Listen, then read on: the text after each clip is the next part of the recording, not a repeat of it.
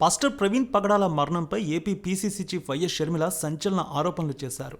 ఆయనది రోడ్డు ప్రమాదం కాదన్నారు. ఇది హత్య అనడానికి సంఘటనా స్థలంలో చాలా రుజువులు ఉన్నాయన్నారు.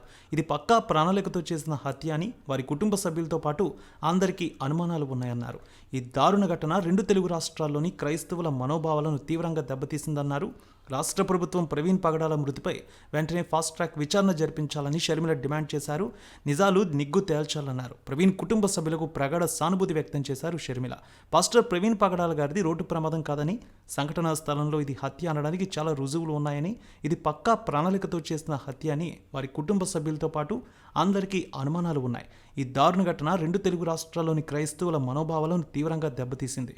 రాష్ట్ర ప్రభుత్వం ప్రవీణ్ గారి మృతిపై వెంటనే ఫాస్ట్ ట్రాక్ విచారణ జరిపించాలని, నిజాలు నిగ్గు తేల్చాలంటూ ప్రవీణ్ గారి కుటుంబ సభ్యులకు నా ప్రగాఢ సానుభూతి వ్యక్తం చేస్తున్నానంటూ తెలియజేశారు వైఎస్ షర్మిల.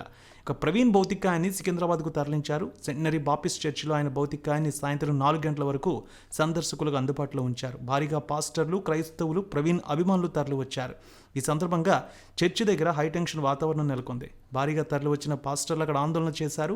ప్రవీణ్కు న్యాయం చేయాలంటూ డిమాండ్ చేశారు.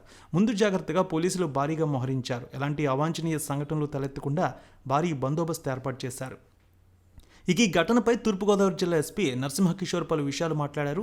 రోడ్డు పక్కన మృతదేహం ఉందని మంగళవారం ఉదయం పోలీసులకు తెలిసిందని, వెంటనే ఘటనా స్థలికి చేరుకున్న పోలీసులు విచారణ చేపట్టారని, మృతదేహం పక్కన సెల్ ఫోన్ గుర్తించారని, చివరి ఫోన్ కాల్ రామ్మోహన్ ఆర్జేవైకి వెళ్ళినట్టు గుర్తుందని, పోలీసులు ఆయనకు ఫోన్ చేయగా రామ్మోహన్ ఆయన భార్య సంఘటనా స్థలానికి వచ్చారని, ఆ మృతదేహం ప్రవీణ్గా గుర్తించారనే విషయాన్ని చెప్పారు. ఆయన ప్రవీణ్ హైదరాబాద్లో ఉంటారని, వివిధ ప్రాంతాల్లో మత బోధకుడిగా సేవలు అందిస్తారని తెలిపారు. దీంతో హైదరాబాద్లో ఉన్న ఆయన కుటుంబ సభ్యులకు సమాచారం ఇచ్చామన్నారు ఎస్పీ.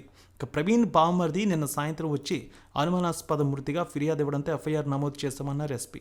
ప్రవీణ్ మృతి చెందిన సంఘటనా స్థలంలో డాగ్ స్క్వాడ్ క్లూస్ టీంతో కొన్ని ఆధారాలు సేకరించామని, ప్రభుత్వ ఆదేశాల మేరకు ఎగ్జిక్యూటివ్ మేజిస్ట్రేట్తో విచారణ జరిపించాలని నిర్ణయించాం. టీమ్ ఆఫ్ డాక్టర్స్తో పోస్ట్ మార్టం చేయించామన్నారు. ఇక సోమవారం రాత్రి 11:40 రోడ్డు ప్రమాదం జరిగినట్టు సీసీటీవీ ఫుటేజ్ బట్టి తెలుస్తోందని, మాకు లభ్యమైన ఆధారాలపై లోతుగా దర్యాప్తు చేస్తున్నామని, కేసు విచారణ కోసం ప్రత్యేక బృందాన్ని ఏర్పాటు చేశామన్నారు. ఈ కేసుకు సంబంధించి ఎవరి దగ్గరైనా ఆధారాలు ఉంటే ఇవ్వచ్చనే విషయాన్ని కూడా చెప్పారు ఎస్పీ.